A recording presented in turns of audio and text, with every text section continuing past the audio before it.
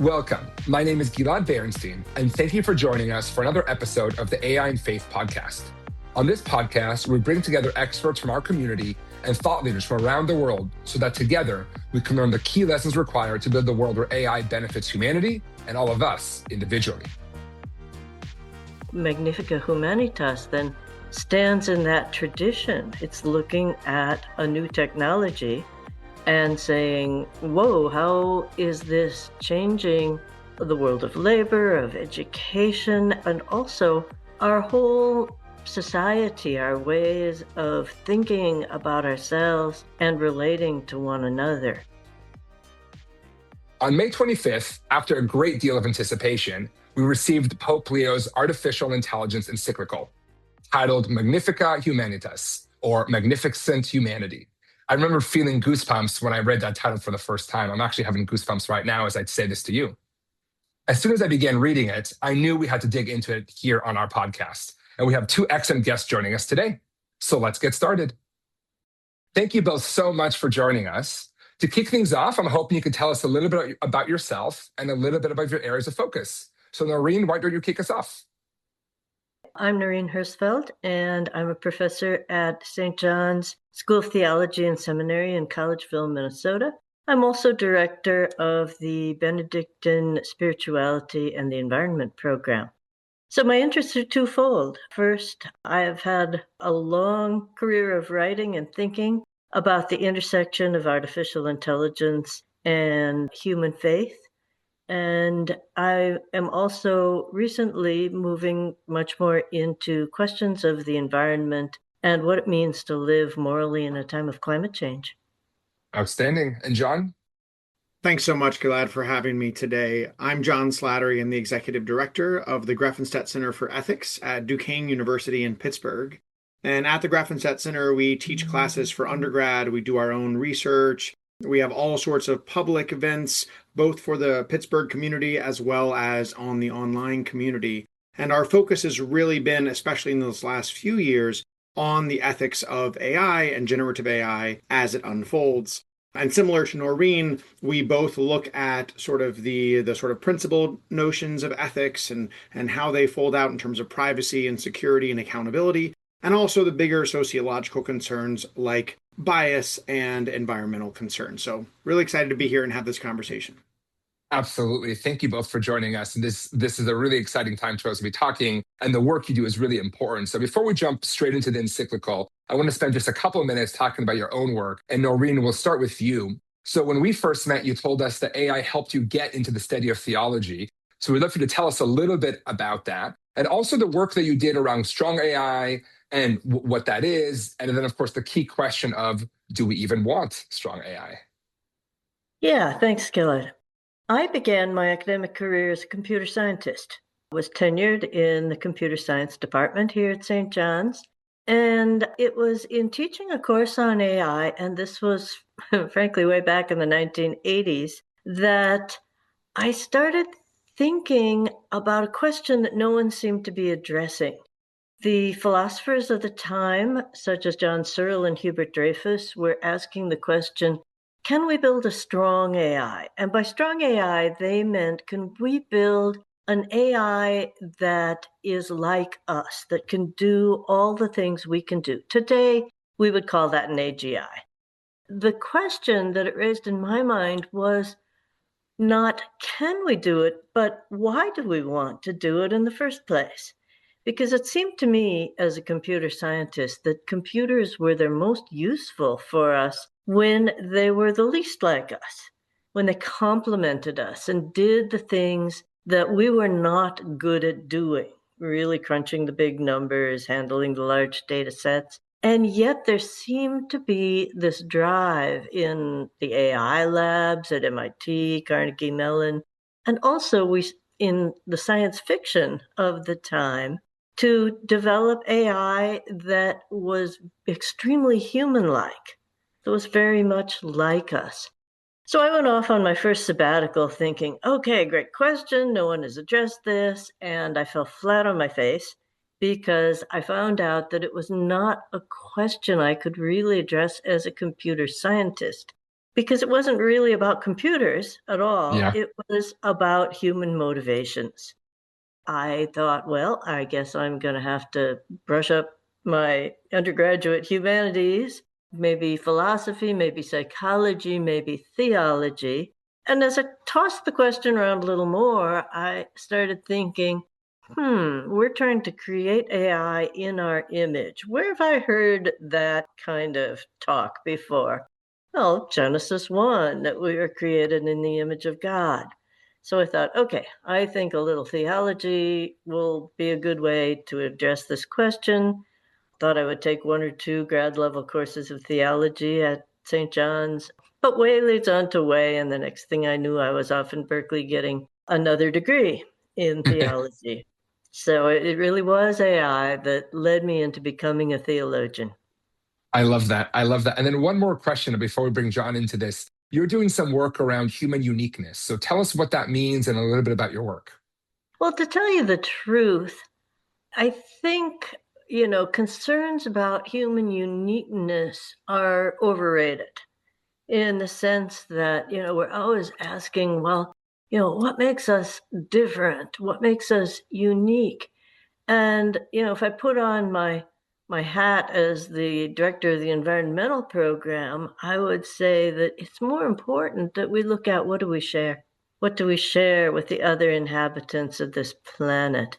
And I think this helps us so that we don't fall into the trap of concern as we say, oh, wow, if we're creating AI and it is intelligent, I thought intelligence was the one thing that differentiated us from all the other creatures and the thing that made up human uniqueness, and maybe we won't be unique anymore.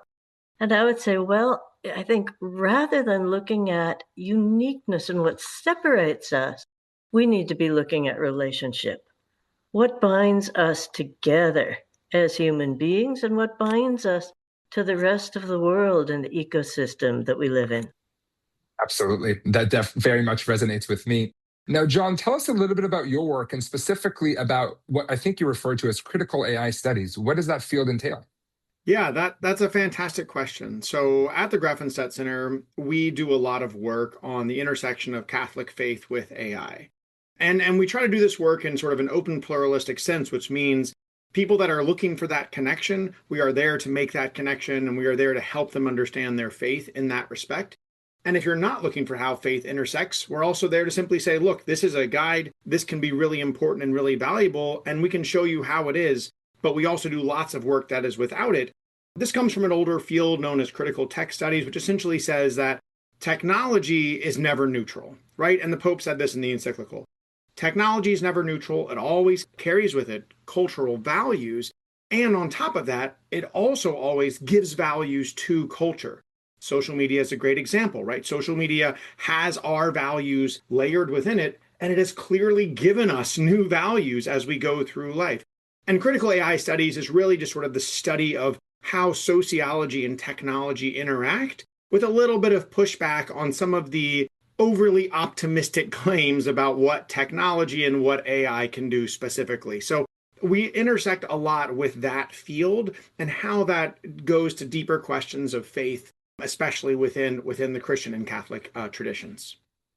Awesome. And then how does liberation theology fit into this whole picture? Yeah, so this is a really exciting part. So in the 1960s and 70s, there was sort of a field of Christian theology that started up around the time of the Civil Rights Movement. And it started largely in Latin America, and there were also some parts in North America too that became known as liberation theology. The phrase gets thrown around a lot, but all it really means is that there were theologians that are saying, look, instead of thinking of God from the standpoint of those in power and those who have always held power, of kings and tyrants and all this other stuff, why don't we think of God from the standpoint of the poor? And if you really do that seriously, if you really put God next to the poor and say, what do the poor need? How do they intersect with the world? And we look through scripture and we look at the parables and we look at all these different things, we start to think about theology differently. And that's what liberation theology does. And so in the past couple of years, as I've been in contact with people doing this critical tech and critical AI studies, I've started to see a lot of resonances with sort of strands of liberation theology, especially with some of the stuff that Pope Francis would write about, like Noreen said, working with ecology and ecological theology, and now with Pope Leo picking up some of those strands and talking about a church for the poor. And what does that mean? It's been really exciting to see how some of those strands intersect with some work that people that have no theological background are doing some other work that is really caring for the poor and caring for some of these oppressed groups. And so that's been some of the interesting intersections we've been looking at. Incredible, incredible stuff. And both of the things we just spoke about from both of you, of course, are going to make a comeback as we go into the encyclical straight on. So, John, starting with the real basics, give us some definitions. What is an encyclical? Yeah, so encyclical is just a fancy word that means letter, right? So it's been around for a long time, and the Pope, as the head of the Catholic Church, has a couple of avenues of saying important things. There are certain doctrinal ways the Pope can change doctrine, they can change laws of the Church. But the most common thing that a Pope can do to reach everyone is write a big letter. And those letters have become known, from the old Latin word, they become known as encyclicals. And this most recent letter, the interesting part about it is that it's Pope Leo's first encyclical. So he's written a lot of things, he said a lot of things in the news, but this is by far the most important thing that he has produced as Pope since taking over last year. And it's really important to see that context in terms of all the different things that he says. This stands above everything else to date. And for some context for numbers, the average modern popes, how many encyclicals do they put out throughout their papacy? I imagine it's a small number. Well, it depends on how many years they're pope for. Fair. But yes, typically you wouldn't see an encyclical more than once every couple of years, because it takes so long and they're so big. You had some older popes that would put out a whole bunch. Some of them would be really short. But in the last 3 or 4 popes, the norm is like once every couple of years, there's another encyclical that comes out. Amazing. And Noreen, we're hoping you can help us dig a little bit deeper into the historical context of encyclicals and in more broadly, the church's response to technology overall. So how does this fit some of the history of the church? How is this maybe different from some of the past teachings and learnings from the church? Well, the first thing I'd like to mention as someone who is a Protestant rather than a Catholic is that historically, encyclicals were written for the Catholic Church. They were primarily letters to bishops on how to work with their people and their priests. More recently, I guess starting with Pope John the 23rd, but especially with Francis and now Leo, these encyclicals are addressed to everyone, to all people of goodwill and of faith. And I find this really heartening that this is a letter now to those of us who are not part of the Catholic communion as well. You know, Leo took the name Leo in honor of his predecessor, Leo XIII, who wrote the encyclical Rerum Novarum, which was written to address the problems of the Industrial Revolution and the problems that this was causing in terms of labor and in terms of restructuring of society. And I think Magnifica Humanitas then stands in that tradition. It's looking at a new technology and saying, whoa, how is this changing the world of labor, of education, and also our whole society, our ways of thinking about ourselves and relating to one another. The interesting thing is that Rerum Novarum came out a good 30, 40 years after the Industrial Revolution was underway. But Magnifica Humanitas has come out. We've had large language models around really only for 3 or 4 years, not 30 Absolutely. or 40. So this is, I think, addressing the speed of change that AI is engendering. Yeah, absolutely. And I love what you said at the beginning of your answer. I didn't even think about that. But as a Jewish person, I have found great joy and insight in reading the Pope's encyclical. And I love the point that you made that it does feel like he's writing for all of us, not just for clergy or just for very learned people within the faith. So I really love that. John, how do you think about this as a part of the church's history and the church's teachings? There's a lot of encyclicals in church history. You know, you can go back. I did a lot of my earlier studies in 19th century Catholicism. And there, the popes were like churning out letters left and right, largely like Noreen said, to the bishops to like keep people in line and different things. There's a famous encyclical about railroads in the middle of the 19th century. And so there's all sorts of things. What really marks this one apart, and you can really think about it like Laudato Si with Pope Francis, which was his first sort of solo encyclical and marked his statement of, this is how I want people to think about the environment. When they think about my approach to ecology, I want them to think about it through these words. And, you know, Pope Leo, as Noreen talked about, chose his name because of Pope Leo XIII, because of his response in the 1890s to the Industrial Revolution. We all knew this was coming. We knew something was coming. And so he's not going to write another encyclical on AI, right? There's not going to be Magnificat Humanitas version 2.0 coming out in 3 years. This is it. He'll write other encyclicals. He'll refer back to this one in the future. Maybe 20 years from now, if he's still around, God willing, he'll write like sort of a follow-up. But popes never go back and like revise their previous work. They just write other things. So this is our AI encyclical. And to put it, and it's never been done before. A pope has never written a whole letter that focuses primarily on digital technology, even though it's been around since the 1950s. And so it's really impactful and eventful for the church, and is really going to change a lot of people's ways of thinking about this and force theologians and people of faith and the general public to say, oh, this is where the Catholic Church is coming down. This is how Pope Leo is starting to think about this. Maybe we should take these approaches seriously. Yeah, absolutely. Now, I'd like to spend the next few minutes really digging into some of the content and some of the lessons and wisdom that we got from the Pope. The first thing I want to talk about is human dignity and artificial intelligence, and kind of to ask you both from, of course, the Pope's perspective and then from your own perspective as well, what makes humans unique? And why does the church emphasize human flourishing over efficiency? Because, of course, there are values from efficiency in society as well. Efficiency is not a bad thing, but of course, the Pope really talks about human flourishing. So maybe, John, you could start us off here. So a little bit about how the Pope describes human uniqueness, and then this balancing act of human flourishing over efficiency. Yeah, so at the very beginning of the encyclical, right, the Pope gets into this discussion of what does it mean to think about the Christian tradition? What does it mean to think about all these pieces that have gotten us this far? And I start with that as the answer, simply because it's very clear the Pope is saying, look, anybody can go on there and just say humans are unique and, we have to value humans and we have to value the poor. Lots of popes have done this in the past. Lots of people are saying this. But you can't make a simple statement like that unless you understand the depth that we're trying to speak from. In other ways, you could sort of like rephrase the first part of the encyclical to say, hey, we've already talked a lot about this. The only reason I'm writing this is because people forget.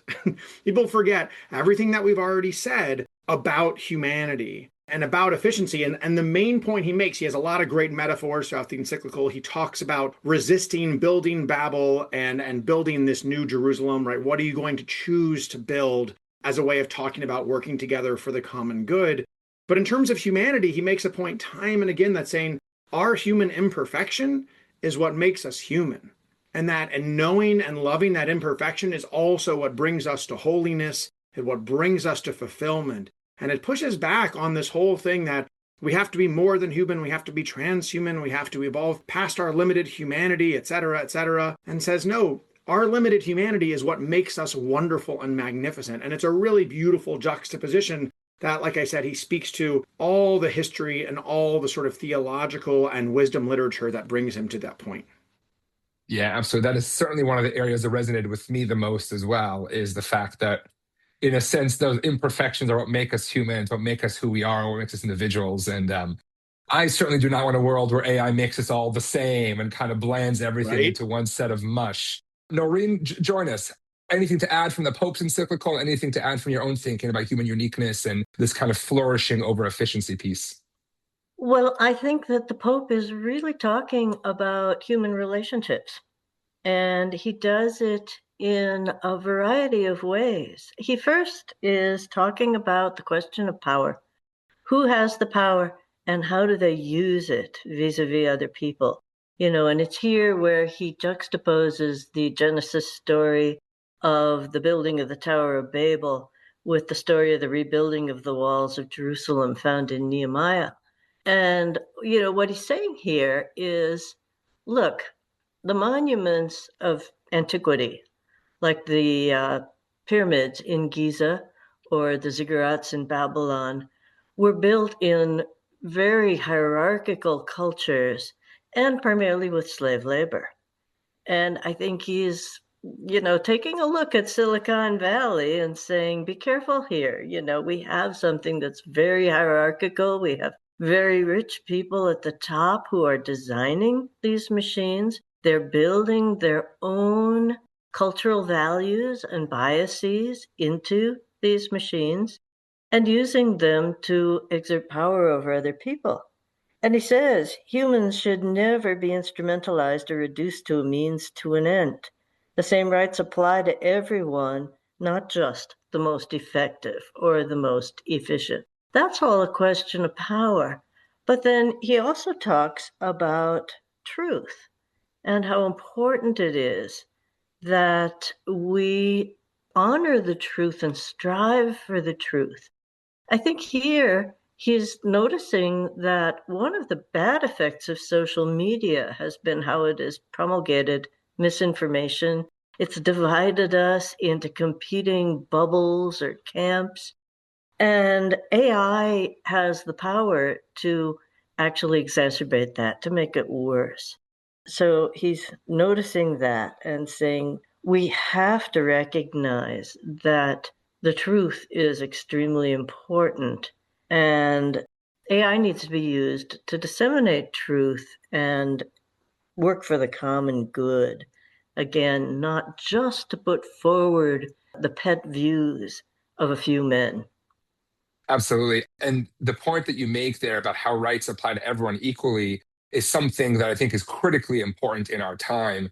And I noticed that some of the conversation on meritocracy has actually been used to accept things that are very far from equal treatment of people in this world. And I thought that was a really beautiful piece that Pope Leo brought into this conversation. Now, Noreen, you touched on our next segment. It's a beautiful transition, which is the common good, and specifically how the Pope in this encyclical defines serving humanity, not serving technology. So maybe, Noreen, you can start us off here. What are a few of the things the Pope had to say and a few things that you think about this arena?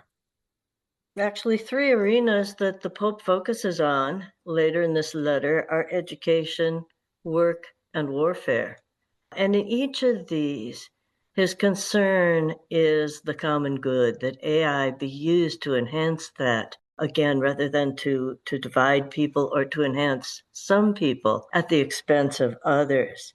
Clearly, with education, he's concerned about the loss of powers of critical thinking, de-skilling in the sense that young people might never pick up the skills that they actually need. And it's not just that a world awash in AI will require other skills. And so we say, well, it's okay that they're losing some skills. They'll pick up others that they need. It is precisely that we all need the skill of thinking critically and being able to solve problems and being able to tell truth from falsehood. He's worried that young people might lose their chance to pick up those skills. And then the same thing in work. There's a similar issue of de-skilling. For example, we think about one field that AI is very good at is coding. And yet Anthropic did a study recently in which they tested their software engineers. And they noticed in this testing that those software engineers who had used AI extensively did 17% worse than those software engineers who had not used it extensively. So they were already losing a deeper understanding of the code and of how to go about solving a problem. I think there's another kind of de-skilling that is also terribly important. And this comes up in what the Pope says about warfare, and that is a sort of moral de-skilling. We may be losing the drive to take responsibility for what we do. And in warfare in particular, we've seen a continual process of distancing the enemies within a conflict. You go way back and you had to run a sword through your enemy. You had to meet them face to face. With the advent of the airplane, you can drop bombs. You don't have to see your enemy, but you're still involved in the physical process. But with AI, you can program and send out a drone and actually have no physical or mental involvement in choosing the target, in what happens, in how the target is killed. Then it's very hard to say, well, I was responsible for that. You can suddenly just say, well, the machine was responsible. But as we lose that ability to take responsibility for our actions, we're losing one of the bases of our moral foundation. And I loved what you said there about moral de-skilling and the fact that so many of us are outsourcing critical decisions and critical thought processes to AI. I think that's a really serious concern. Now, John, join us in this conversation, starting at the top, kind of help us understand what is the common good, and then, of course, walk us through some of these categories that Noreen opened up for us. Absolutely. And I do want to start at the top. I think Noreen really laid out nicely how it's applied in the document. But I want to go back to that statement of common good, especially because I want to contrast it with the phrase greater good, which is often used in the tech field and the tech industry, et cetera, which is saying, oh, we're doing the most good for the most people. And phrases like this that often say, oh, yeah, we're doing common good. This is what we're doing. And the Pope is really clear that that is not what common good means, right? The common good speaks to a good that we have in common. It is a good that is, by definition, inclusive of the least of those in society, and looking at the people on the margins and the poor and all those that we would consider oppressed, as well as those that are sick or infirm or not able to work, as well as the young and the old. All those people are pulled up in this common good. And it's a really powerful phrase throughout Christian history, throughout Catholic social teaching, that tries to elevate a society, to say, look, if we are looking for the common good, we are looking for something together. And it was actually a really powerful phrase that allowed the church to be in support of democracy in the 20th century. So for a long time, especially in the 19th century, the church, to its discredit, really did not like democracy, did not like where it was going, because it saw it as a threat to the common good. It saw it as, well, look, kings at their best can hold on to the good of the people, and all these revolutions are just killing lots of people. They're just killing and killing and killing. But a good king, a good moral king, can hold on to this. It got him into a lot of trouble. It got him into supporting the wrong people in the early 20th century, and they have apologized for this. Maybe not to the level they should have, but they have apologized to it. And now, with Pope Francis and Pope Leo, and even St. John Paul II and Pope Benedict before them, using this phrase common good is this sort of basic definition of what it means to be good together in society. And I say all of that because that other way of talking about sort of the greater good and the most good for the most people is such a common way that we just think about what morality is, right? You see it in movies, see it in TV shows all the time. And so that's also why I think Pope Leo used the first 2 chapters that I think will probably be read the least of the encyclical to talk about sort of hey, remember all this stuff? Here's a little education for what all these values are.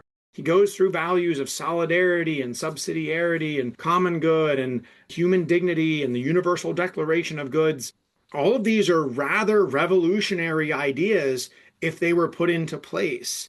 Notions of standing next to the poor, notions of subsidiarity, which is allowing the smallest possible group make decisions about what is going on. If you applied that to the tech world, big tech would fall apart pretty quickly. Big tech is made by the people at the very top making decisions and that trickling all the way down. Subsidiarity speaks from the bottom. And certainly if you apply universal declaration of goods, which if you read it the right way says, well, maybe billionaires shouldn't exist because we need that wealth to be distributed. Everyone should have access to healthcare and education and water and food, no matter what their situation in life.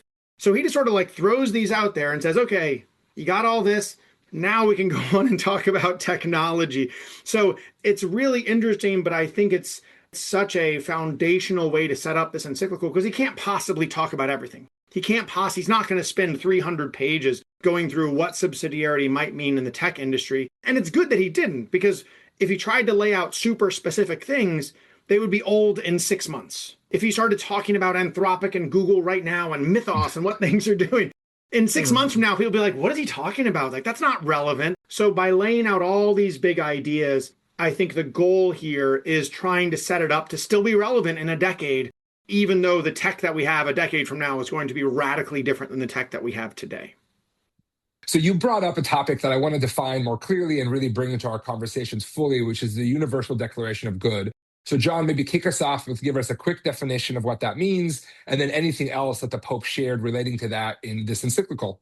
Yeah, that's a fantastic question because it can be easily misunderstood. So the Universal Declaration of Goods, in some of the translations, actually called the Universal Destination of Goods. But the idea is one that has lasted for many popes and really says that the things that we have in this earth that are required for human flourishing should be freely available to all. The point of governments, the point of society, the point of culture is that everyone can be taken care of. And as far back as John Paul II, you have calls for universal health care for everyone at all times. You have calls for daily subsistence of food and water. You have calls for a dignity of work, for the right to work for all people. And that goes all the way through Benedict, through Francis, and now with Pope Leo, calling out what is universal. And to go back to what you said earlier and what Noreen said earlier, what is universal about human dignity and the responsibility of the church and all people is to give people dignity. And how do you do that? Well, you make sure that these goods on earth can be available to all. So the Pope doesn't come out and say billionaires shouldn't exist. But there's a lot in there that says, you know what? Wealth is really focused on a few people and a few organizations, and all these other people don't have it. And they also don't have all these basic goods. They can't afford groceries. They can't afford a shelter. They can't afford basic health care. This is what it means, that this common good requires that the universal goods, the ones that make us feel human, that help us to feel like we can do something in life, they should be universal. Otherwise, what's dignity all about, and what does this mean? And so it's a really interesting way, like you said, the sort of principles and the rules. It's an interesting way to set it up without being overly explicit. He doesn't say, and because of this, all billionaires or now trillionaires should give away half their wealth. He simply says, look, if we don't have these things, the baseline in society, what are we doing? Because it's not moral and it's not what we should be doing. So that's why it was a really compelling couple of paragraphs in the encyclical to talk about this universal destination, this universal declaration of goods, to see how it all flows through the question of common good and how it all ties back to human dignity. Absolutely. And Noreen, how do you see this connecting to AI and our broader conversation that we're having? Well, I want to add that when Leo talks about work, he's not just talking about it in terms of getting a salary or where the profits go and whether they all go to the top or they're distributed among the workers. Well, he talks about that. He also talks about work as allowing for self-expression, and that this is one of the biggest ways in which our dignity is enhanced. And one of his concerns is that when AI comes into the workplace, workers are often expected to adapt to the pace of AI and the demands of the machine rather than having the machine be tailored to human scale, to a human time frame, and to the workers' needs and desires. So I think this is an important part of recognizing that it's not all about the redistribution of capital. It's also about the distribution of the opportunity to express oneself and the opportunity to aid others through one's work. Or depending on like a work of artists, the opportunity to draw closer to God. And AI can de-skill all of this. One example that I've been thinking about is the production of religious icons. And this has always been a spiritual process for the artist. But now you could say to a machine, well, make me an icon of St. George, and it will. And then you'll probably have to say, oh, whoa, wait a minute, the dragon's got to be a lot smaller or whatever. And suddenly realize that this is a sort of spiritual de-skilling, because you're going to be working with the capacities of the machine, working with words instead of your hands. And it's not going to be a process that is going to allow you to move into a meditative space the way painting will. And I love this part of the conversation. Of course, my number one recommendation for our audience is to go read the Encyclical themselves. There's so much wonderful wisdom and insight in there. But before we conclude this part of our conversation, John, I want to bring you back in, both to ask if there's anything else you want to share from the Encyclical. Then also, when we were preparing for this conversation, you mentioned, and I noticed this as well, there were some business people and some entrepreneurs that were in the room when the Pope released and announced the Encyclical. What should we read into that? Yeah, so Christopher Olah, right, one of the co-founders of Anthropic, was there on the stage amidst several cardinals, theologians, and Pope Leo himself in presenting, just saying a few comments about the encyclical. He did not have any direct writing of the encyclical, but he and some others had been in conversation with the Vatican over the last decade or so in, I think, what can definitely be said, an earnest dialogue about what it means to make moral and ethical AI. I think there were good intentions all around. But this has been a really, I would say, a bit of a lightning rod in terms of the presentation of the work. This is the first time that anybody can look up and has seen that. One, it's the first time that actually a pope has been present when an encyclical was first announced. That's not a common thing. But then certainly to have a non-theologian and non-church sort of leader out there also doing things, a member of industry, it has been quite the eye-opener, and I think in different ways, right? On the one hand, it has forced people from the tech industry to actually see what's going on. I've read a number of articles that people are like, well, I wouldn't have even known about this except that Olah was there. And that made me be like, oh, well, if he's there, maybe there's something I should pay attention to. And then on the further other side, some of the other groups that I connect with are like, oh, I will not even read this because the, co-founder of Anthropic's there, so I'm not even going to touch. I don't even know what's in here, So I think it's been a really interesting, it's certainly a dynamic choice by the Pope and his team to have Olah present. But I do think it speaks, whatever the outcome of it is, I think it speaks really to the heart of Pope Leo of saying, like, at the core, this is not simply an encyclical about saying no. It is an encyclical that says, I want to be in dialogue with the world. I know there are people of good intention. There are people of goodwill. That's what the encyclicals are written towards, as Noreen said earlier, not just Catholics, not even just Christians, just people of goodwill. I know there are people of goodwill in the tech industry. Even some of the titans of that industry are people of goodwill, and I want to reach out in dialogue to those people. So whatever the fallout of having Olah there, I think that's the intention, and it's a really noble intention, and I think it's a very powerful one that'll stick with this letter for a long time to come. Yeah, I have to tell you, I see things exactly as you just outlined them. And I was really thrilled to see the Pope bringing non-church leaders into the conversation around the same premise of why AI and faith exists in the first place. AI and faith exists because those of us in our own faith, we can't solve this problem alone. We need technologists, we need business people, we need people from every other faith to come together and help us. So for me, that was very exciting, and it made me very happy to see that the Pope is saying, we want you here in community with us, not elsewhere outside of community. And at least for me, that was very, very exciting. Now, this has been an incredible conversation. And before we run out of time, I do want to switch slightly. And as our audience knows, in 2026, one of our segments has been asking all of our guests about their own personal use of artificial intelligence and their own faith or spiritual practice. So I'm excited to ask you guys a few kind of simple questions to share your own experience from your own lives with our community. And Noreen, we're going to have you go first. So my first question for you is, have you used AI in your own personal religious observance? I don't. And Absolutely. I have two reasons for that. The first, and probably the strongest, is as someone who is really concerned about the environment and climate change, I am deeply, deeply concerned about the building of the data centers. The encyclical mentions this, their tremendous use of electricity, of fossil fuels, and of water resources. And so I do not really want to use AI in any ways unless I absolutely have to, until we find a way to get around that problem. I think it's possible to find much better ways to engineer these things. The Chinese are using far less energy in their models. Right now, with these companies on this race to be the first to be AGI, they are building these data centers in the most irresponsible ways and places. And also, I feel that my faith practice is all about forming relationship with the people around me and with God.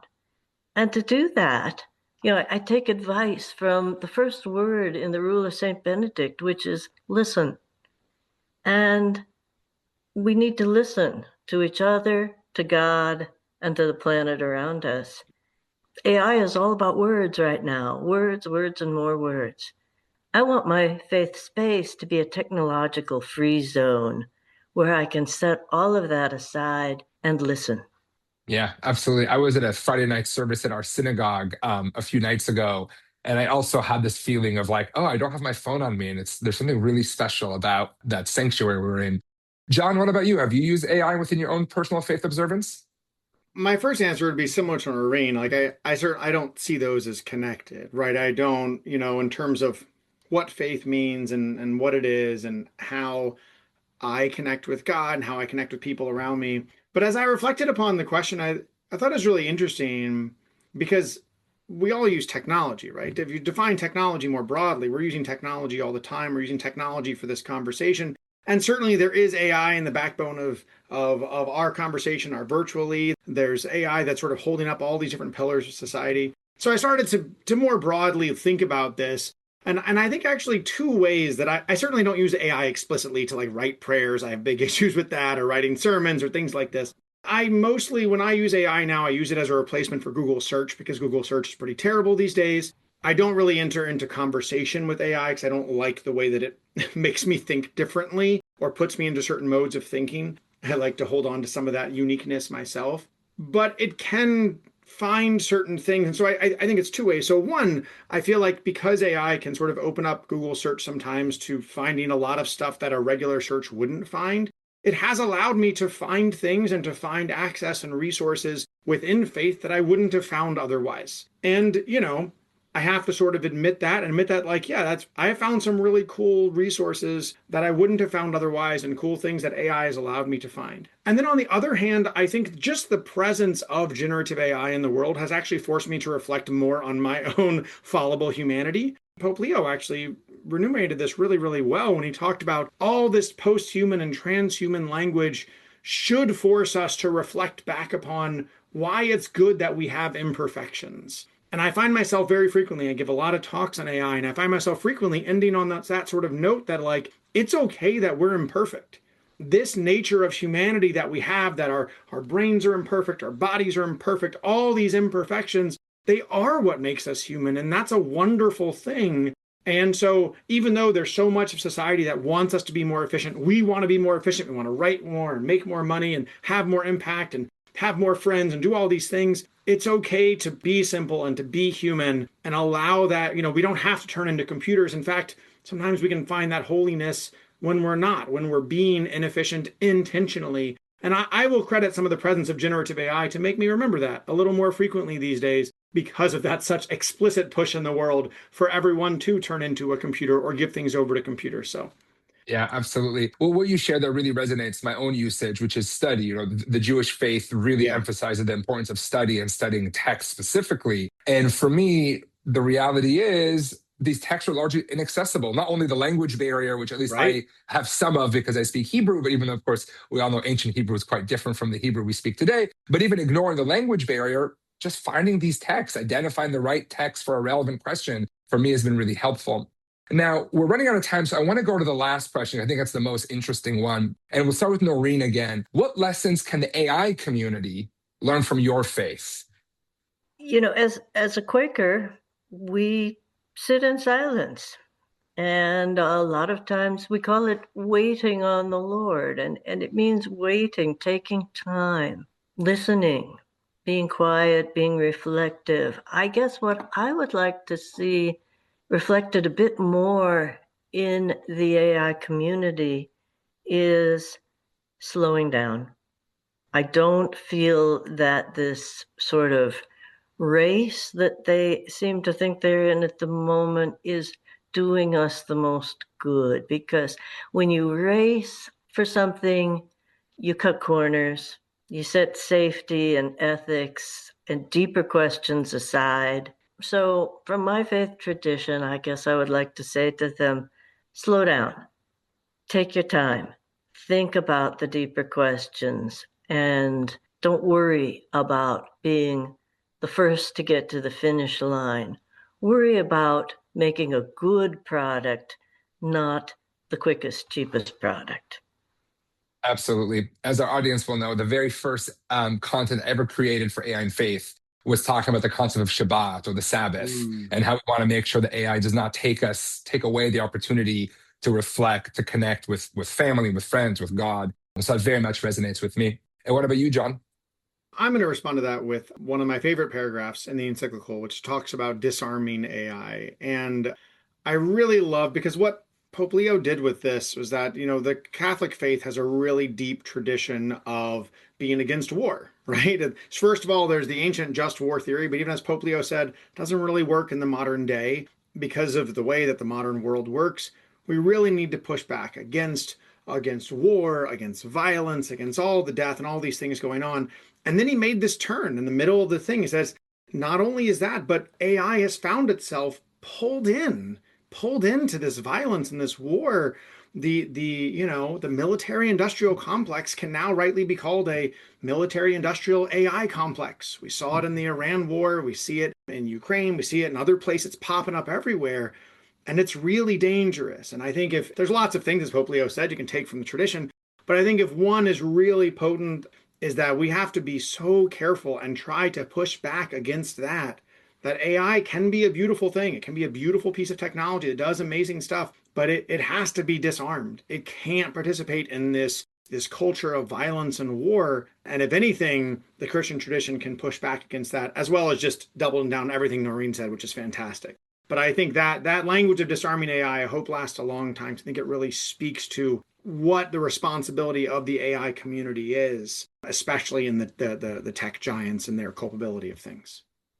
Absolutely. Thank you guys so much for joining us today. This was an incredible conversation, and we are all so grateful for the work you do in the world. And of course, want to send our gratitude to Pope Leo and the Church for putting out such wonderful wisdom for all of us to learn from and to think about. And then, of course, to all of you in our AI and faith community, thank you for joining us again, and thank you for everything you do in the world. Until next time. Thanks for having me. Thank you. Thank you for listening to our podcast. Stay tuned to listen to more conversations and interviews with experts from around the world. In the meantime, follow and rate our podcast on your favorite podcast platform and share it with your friends. Don't forget to follow us on social media. We are on LinkedIn, X, and Blue Sky. Thank you for joining us.